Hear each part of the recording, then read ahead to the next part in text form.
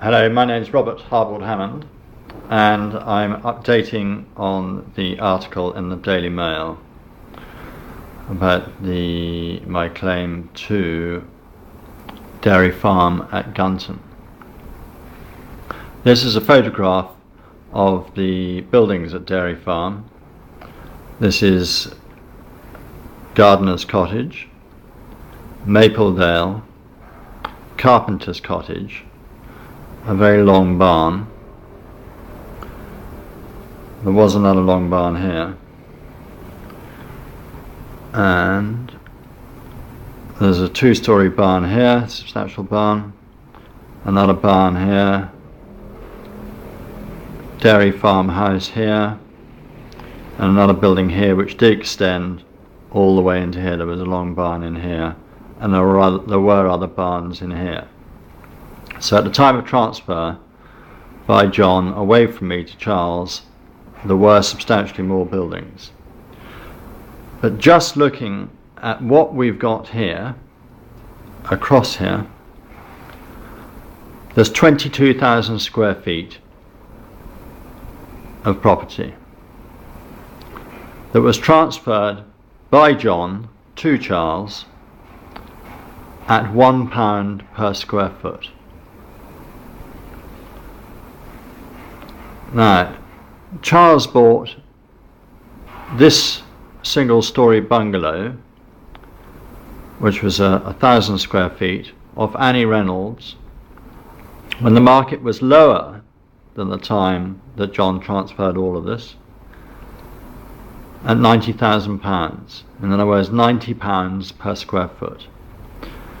So if we use this as a benchmark, the real value of all of this at the time was circa 2 million. And to give you an idea of values, the main building, which was here, you can see it now, Gunton Hall, was built in 8 stages and was subdivided by Kit Martin back into 8 houses, with some flats in the top part here, and these outhouses and stables were converted into residential. The west wing was bought by Roger Gorn in, I think, about 1982 for 120,000 and sold in 1987, the time that all this was transferred, at 300,000. So for a subdivision here, 300,000, all of this, via that little bungalow, was transferred at a value of 25,000 by John, £1 per square foot. And as you can see here, there was a much larger amount of barns. So you can see this one was knocked down by Charles, and all these were knocked down by Charles after the transfer. And there was another long barn here that, again, you can see was knocked down. So let's have a look at some more evidence. This is part of a letter from John to me, claiming all sorts of things. Anyway, this is page 5, which I want to bring to your attention because it's the inheritance tax summary. Dairy Farm Gunton cottages were transferred at £25,000. That's £1 a square foot. Dairy Farm Gunton land, which was roughly 150 acres, was transferred at 1,000 an acre. Park Farm, which is next door, was bought by Ivor Bracker off Alan Cargill at £2,400 an acre, and it had a covenant restricting what crops could be grown. So if anything, it was worth more.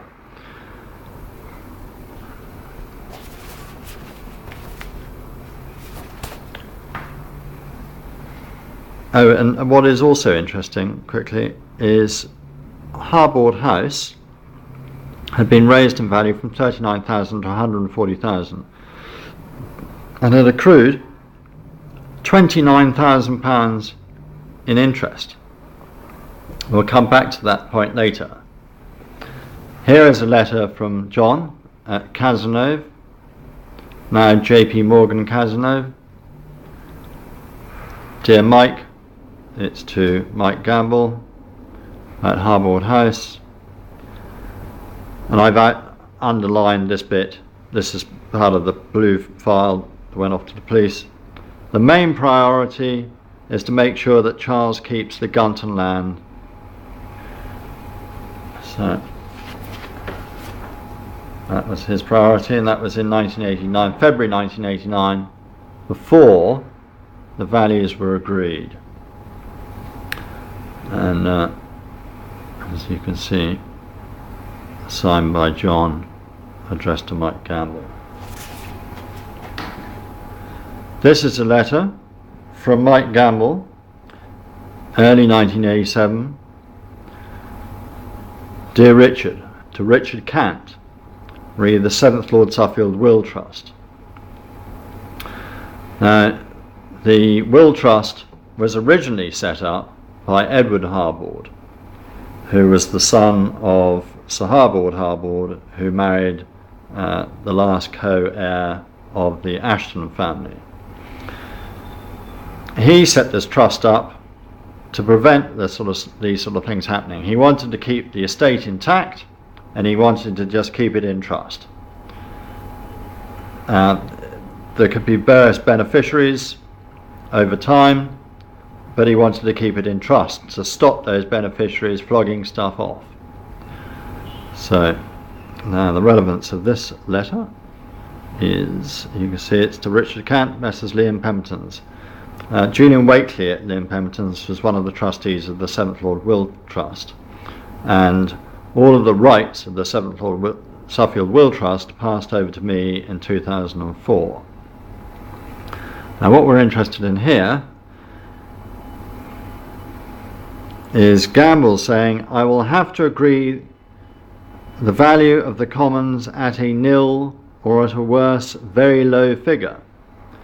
One of these commons was Aldborough Green, which was 10 acres in the middle of Aldborough. And as you can note from the council records, there are various parking spaces allocated on the green, and more of them are sought.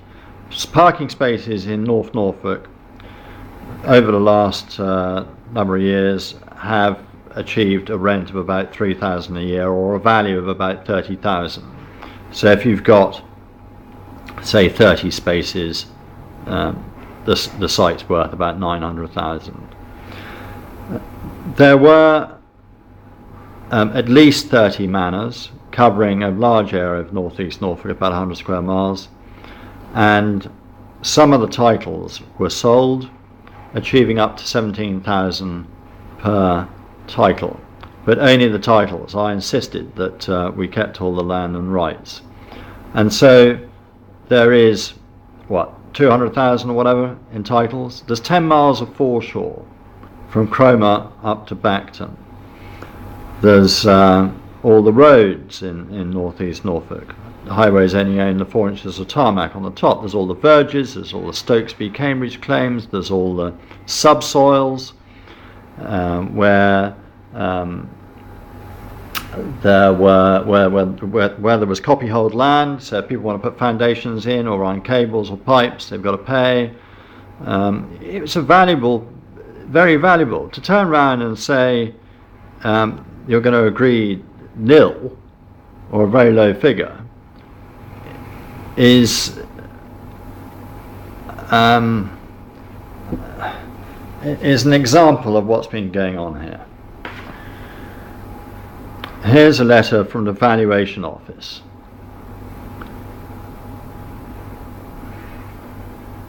(1988), before all the values were agreed. And you can see it's Mr. Rainsford who was dealing with it.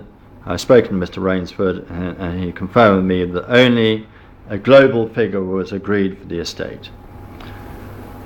So and it says here, confirm that we have agreed in aggregate, but the values attributed to several items are not necessarily agreed.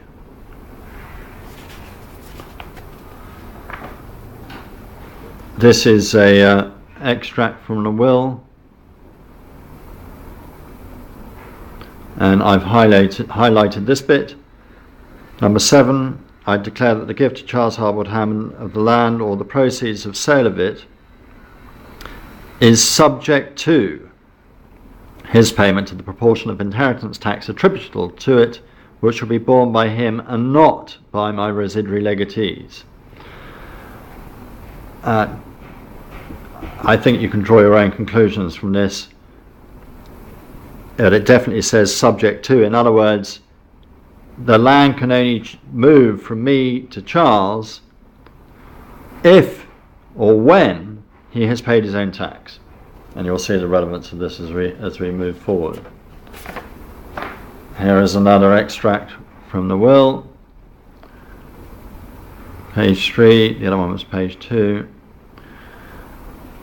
I express the wish that my trustees in disposing of Harbord House shall, so far as practical, impose upon the purchaser of it and the adjoining part of Harbord House and the gardens and woods and grounds a covenant insofar as may be that the 2 parts of Harbord House should continue to be used as not more than 2 private residences, and there shall be no further building or felling of trees upon the gardens and grounds. You'll see the relevance of this as we move forward. This is Ireland's, November 9th, 2010, Mike Gamble writing to me. Okay. So we can see the values in 1981 were 296,000. And we'll see from the next letter that there should have been £600,000 worth of property transferred to letters. You can see that in 1987 they'd attributed a 10% rise to the global figure. And remember, only the global figure was agreed with the district valuer and the Capital Taxes Office. Later in 1989 they've agreed a higher figure of 320,000. Now what's interesting here is that Harbord House, as you can remember, it's got a covenant on it preventing any development, has been jacked up in price from 39,000 up to 140,000. Interesting, you'll see later that there was a building plot in here for 8,000. So 8,000 should have been deducted off the 39,000, bringing it down to 31. Attributing a 10% increase would bring it up to 34,000. So you can see there's been some fairly extreme activity. Dairy Farm Gunton, 215,000, has been lowered in value, despite the fact that the values at Gunton were going up considerably at the time, between 1981 when Kit Martin bought the majority of the buildings there. They were doubling in value. So this should have gone up. And Stratton Parker wrote an article in the Financial Times saying that land values were trading at £11,500 a hectare. So the realistic value was, by the time 1987, was closer to 3 million.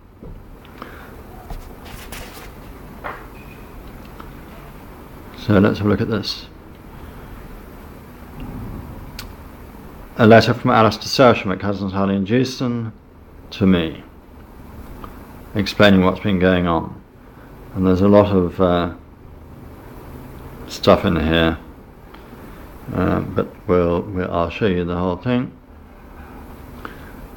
The most important bit that I'm interested in, now being in charge of all the rights of the original trust, in or about December 1980, Letters was deemed to make a lifetime gift of 600,000 when the 7th Lord Suffield Will Trust was petitioned by court order.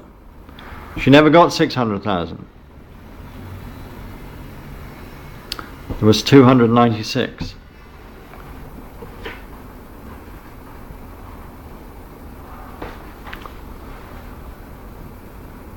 Dairy Farm,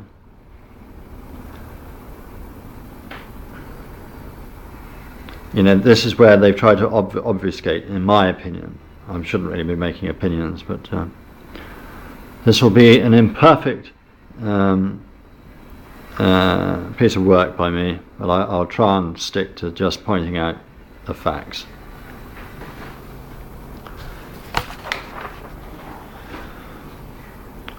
Valuation of those portions of the Gunton estate, Norfolk, to be transferred to the ownership of the Honourable Lettice Evelyn Harwood following an application of the Court for a variation of the will of the 7th Baron Suffield, made the 18th of December 1981. And one of my arguments is that nothing should have been taken out of trust. The trust should have been kept intact. Anyway, Dairy Farm House, 10,000, Dairy Farm Cottage, 7,000, Darter Cottage, he's called it Darter Cottage because there's a chap called Darter living there, but as we can see he gives vacant possession. It is in fact called Gardener's Cottage, 10,000, 2 Carpenter's Cottages, which includes Mapledale, which is next door or semi-detached, 12,000, 39,000. Dairy Farm Gunton with vacant possession, apart from the cottage tenancies. Dairy Farm House, Dairy Farm Cottage, farm buildings, 3 estate yard cottages, the estate yard. Gives a total value of 215,000. Kramer Properties, East and West Wings, both as let to present tenants. We'll come back to that in a minute. Golf practice grant, all of that 81,000, total 296,000, not 600,000.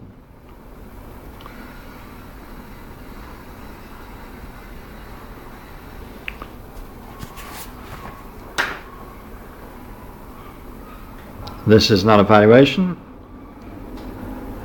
Freehold properties for probate purposes, as at the death of Miss Lettice in the 17th of August 1987. Dairy Farm Gunton. The same parcels of land.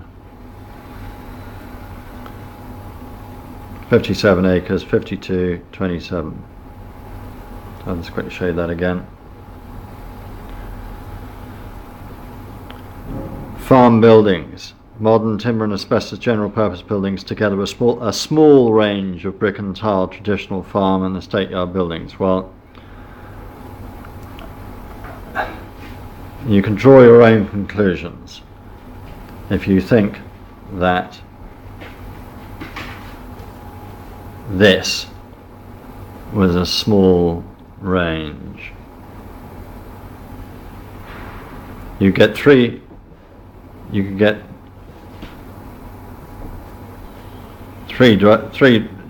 this into 3 dwellings. You can separate this one into 3 dwellings. And if you look at this is a substantial farmyard. Look at all these barns. Half of this stuff has been knocked down between it being, after it's handed over to Charles. So let's go back to this. Here he calls it a small range. Here he calls it farm buildings, estate yard. Moving on. 4 service cottages, all vacant possession. Starts going on about dairy farm as a conservation area.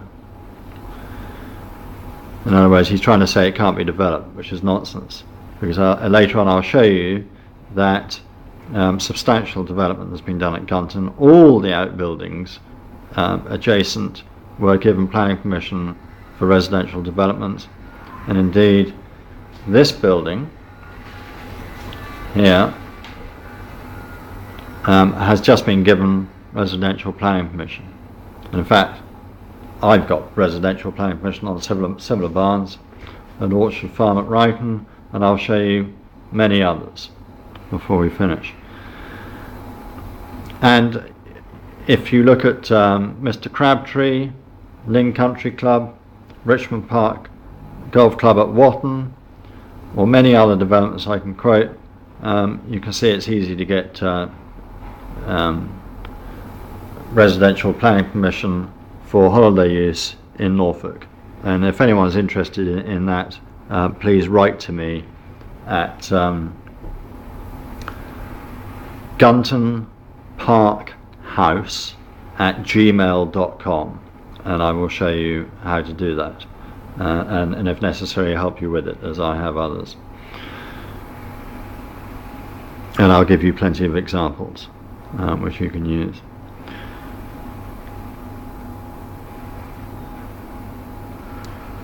Gulf Practice Ground, there was a court battle over this because they had long-term tenancy rights. And Harbord House split into 2 wings and 4 acres of grounds. But as we know, there was a covenant.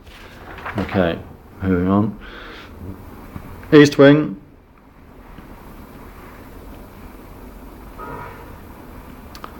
Vacant possession. See? West Wing, rented out. Now remember, vacant possession, very important.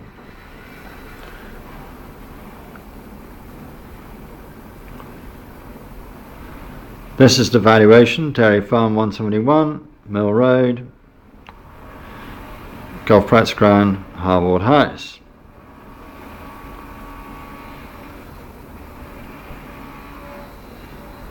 Mike Gamble.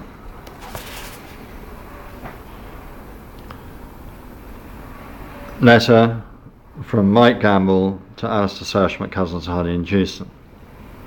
Show you the whole thing.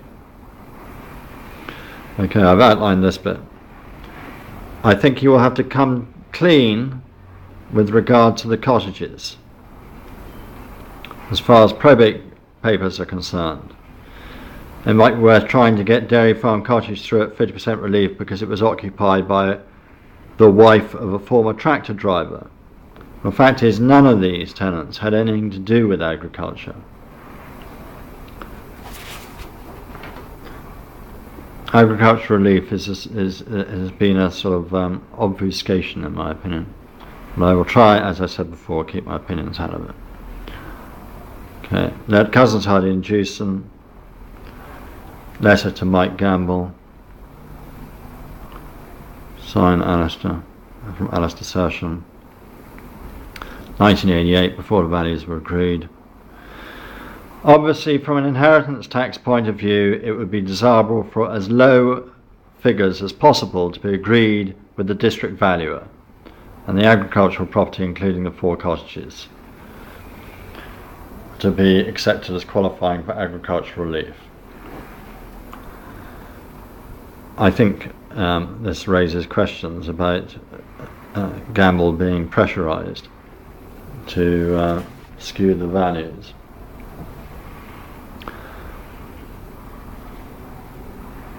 Sersham, writing to the Controller of the Capital Taxes Office,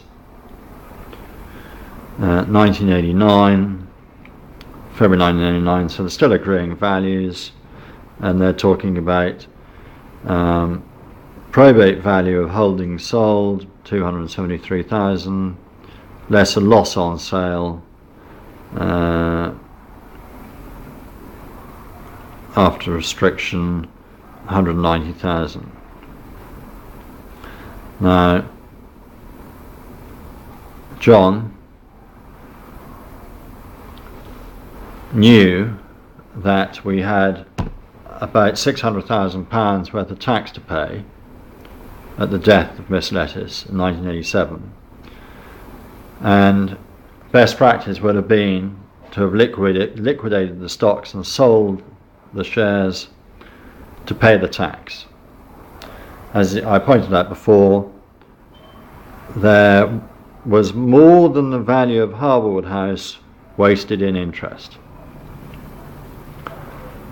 The point being here is that I think he was negligent, criminally negligent, in holding on to these stocks, and then in the October crash he lost a whole lot of money. more than the value, looking at this, of Dairy Farm. More than the value of 2 Harbord houses. Add on to that the interest, you've got 3 Harbord houses that have been lost. And if you look at the way the estate has been manipulated by John, I never inherited anything from this estate. Harbord semi-detached houses in 1980, in the year 2000, were trading at 60,000 each. And at no point have I seen John or Charles, who did the valuation for my purchase of Harbord House off the estate, at no point have I seen them tell any valuer that there's a covenant in place. So I ended up paying well over the odds for Harbord House at 200,000 instead of 120,000. So I never benefited. And everything else that I've got from the estate I've had to buy. I paid nearly 10 times the probate valuation for the golf ground. I had to pay full value for the stuff from Manchester, and for the rest of the original estate, and so they've been very clever at manipulating and in my opinion, committing fraud, widespread theft. And as we can see from well, I've already got council's opinion to say that there's no statute on theft, and as it was well demonstrated by Asl Nadir being given a custodial sentence many years after the event. Here is a letter from Ireland's. To me, 9th November 2010. Here are the figures that were agreed: 296,000 in 981, 332,000 in 987, which attributes a 10% rise in global values. Remember, only the global figures were agreed. All this internal stuff is just shenanigans that Gamble, Sersham and John have been up to. And John has always acted as the proxy for Caroline Harbord Hammond, now Twiston Davis.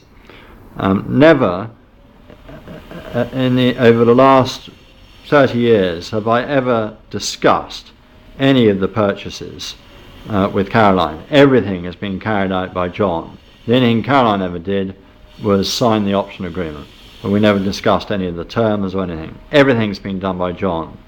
So anything that's happened here has Caroline's tacit approval. And this fraud funded a much bigger fraud, a much bigger platform of fraud, from what I'm told, at Lloyd's of London by Charles. There were 32,000 names when Emma Royds, who's now Charles's wife, and Charles started at Lloyd's in 1981. There are now 2,000.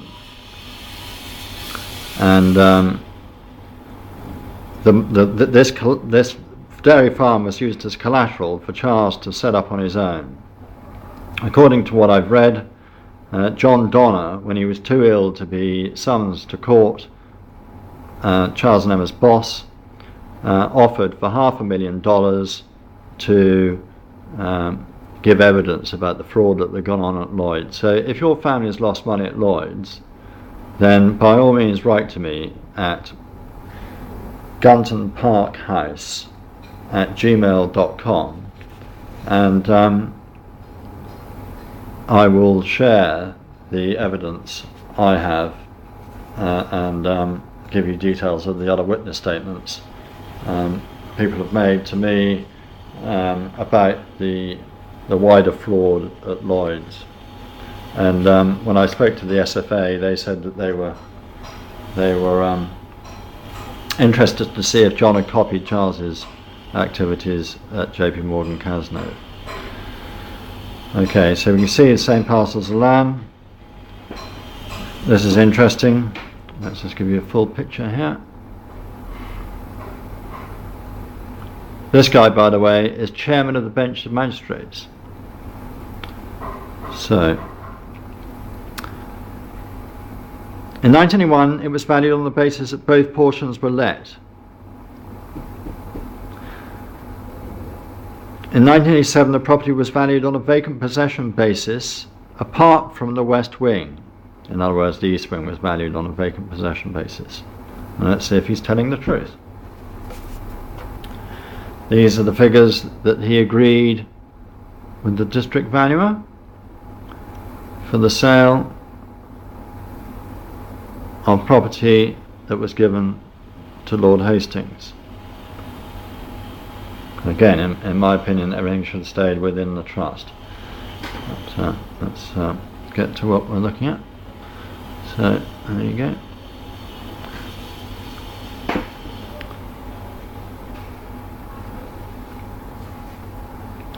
Okay. To be retained by the Honourable L. Harbord, Lettice Harbord. Harbord House, East Wing, 21,000. Harbord House, West Wing, 10,000. They're both exactly the same. So East Wing has, in 1981, been attributed a vacant possession value, so Gamble is clearly lying. Here's the building plot I told you about, 8,000. So when the covenant was introduced after 1981, this value should have been taken out. So 39,000 should have been reduced to 31,000. Add a 10% global increase, you've got 34,000, not 130,000. Okay, here's some other details, just if you're interested in the estate. And here is the final page, the summary. 1.6 million. Now Lettice was due to get 35%. Hence the 600,000. Not the 296,000 that was transferred, so that needed to be sorted out. So, going back to Gamble's letter, so this is obviously a complete poppycock. And here, he admits, in order to save face for the district valuer, we agreed in the end a global figure for all Miss Lettice's properties. Showing the rest of his letter, signed by him. So contrary to what John Howard Hounds claimed, that all the his outrageous apportionments were agreed, Gamble has admitted the truth, which is nice to see. So let's move on. Valuation Office.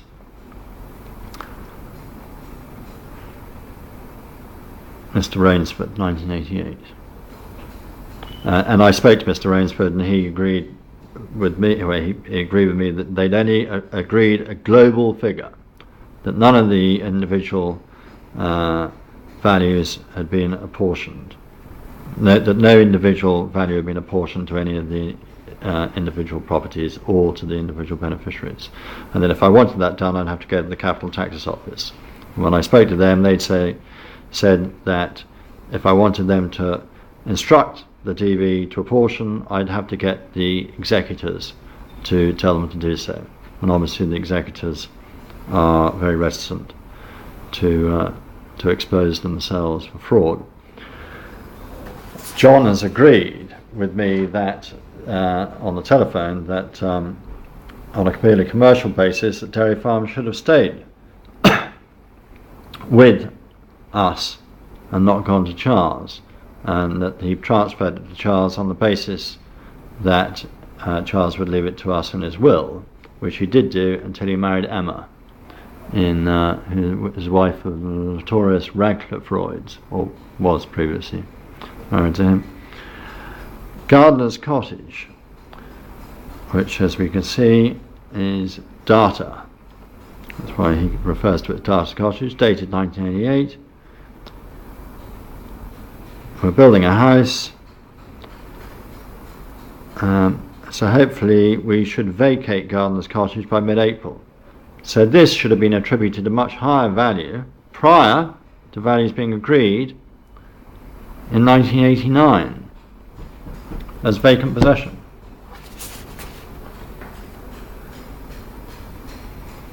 Mr. Campbell, writing to Mr. Rainsford,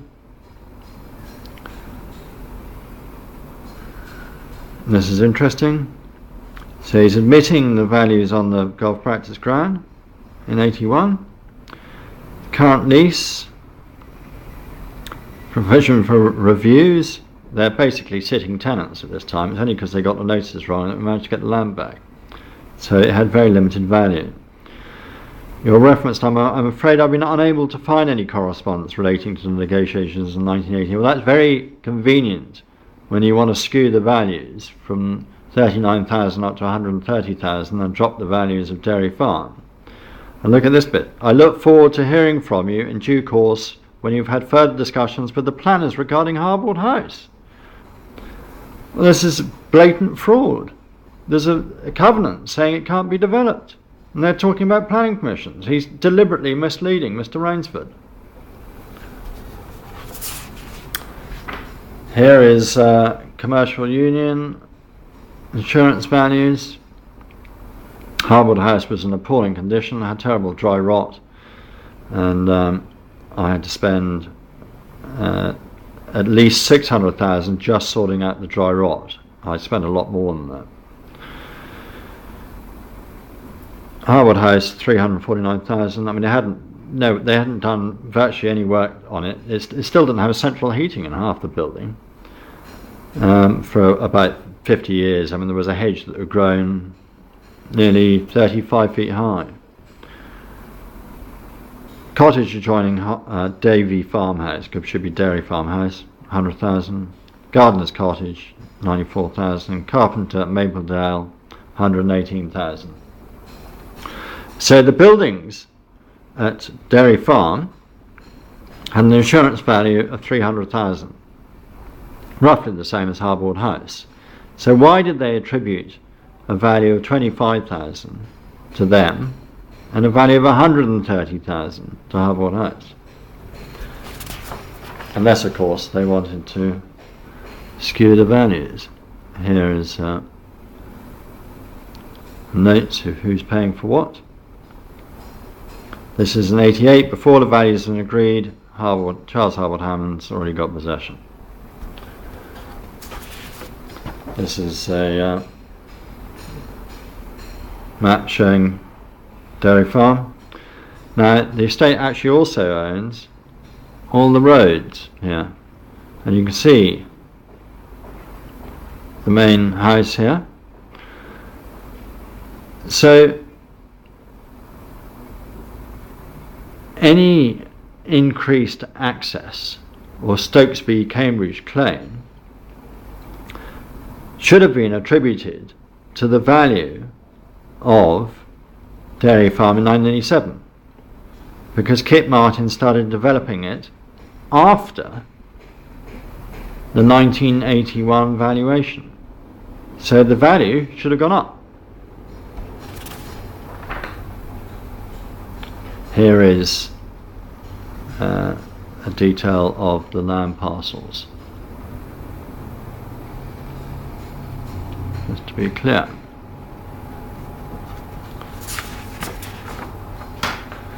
Here is a letter from Cousins Hardy and Jewson, September 1987.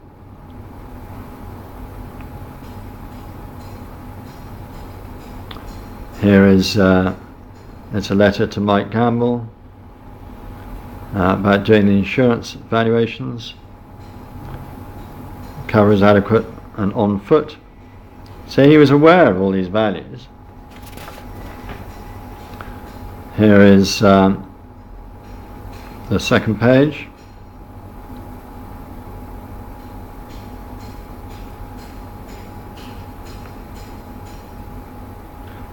The solicitor can't work out where the cottages are because there's no clear map. So obviously he's got no idea of the barns, or can't tell the barns from the houses. It seems to me the best course of action would be for Charles Harbord having discussed matters with the armies and taking the liberty of suggesting that he contacts you to have a word about matters and a view to speaking with the armies. Obviously, if the armies wish to exercise their option, the estate has no choice to sell, but as I've gathered from discussions with the armies, may not wish to purchase and are happy to continue the arrangements. So, Charles is taking control of stuff in September 1987, before his tax has been paid.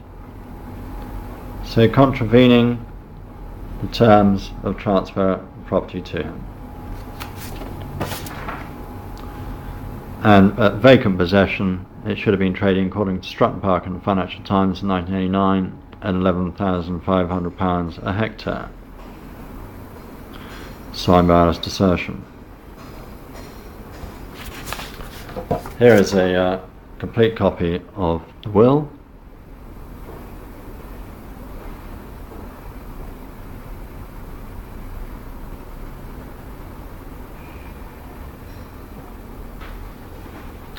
You've already seen page 2, so I'll be brief.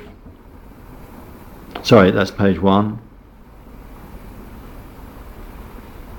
So if you pause, you can read all of that.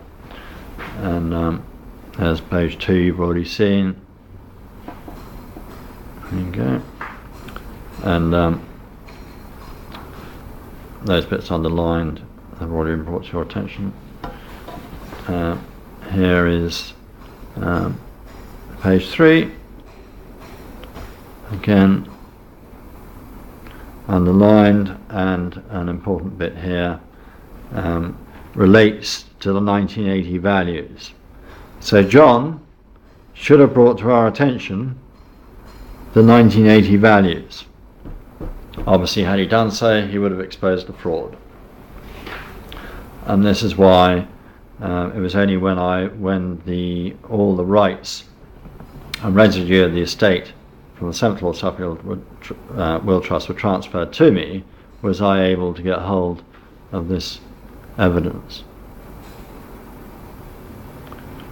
That's the last page. Okay. Here are planning permissions. So we'll see why Gamble should have been aware of the values of the barns. Here are all the planning references, North Norfolk District Council.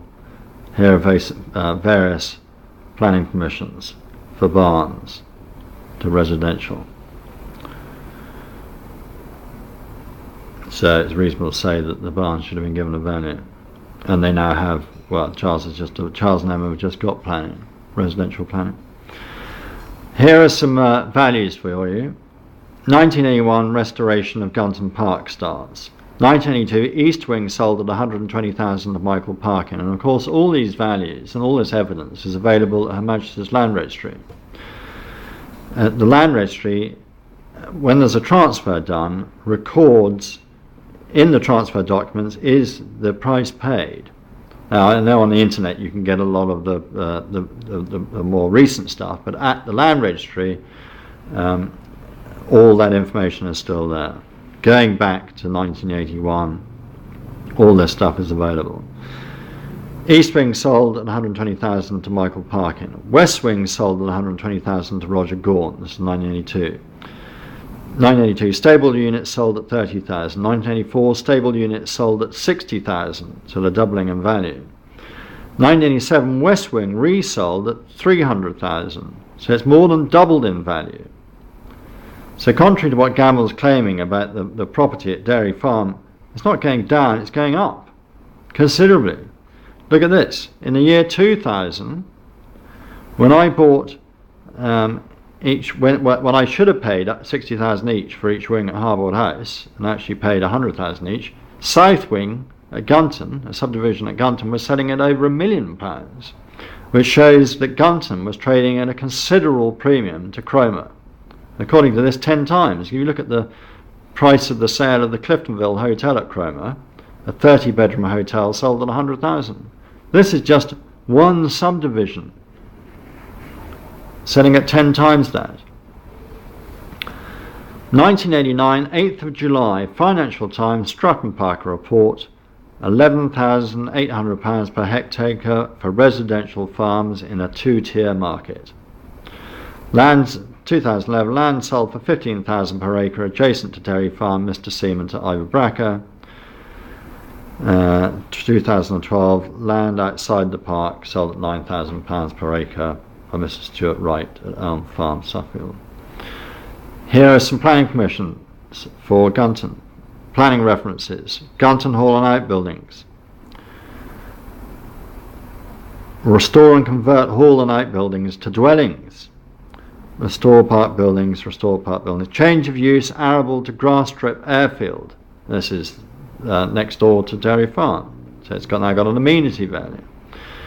Erection of extension and erection of glasshouse.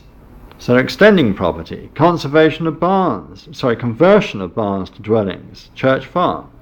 Church Farm is interesting because it had a covenant on it. So they would have applied to vary the covenant. They would have applied to Ireland's to vary the covenant. And so Ireland should have been well aware that all these residential planning permissions were going on.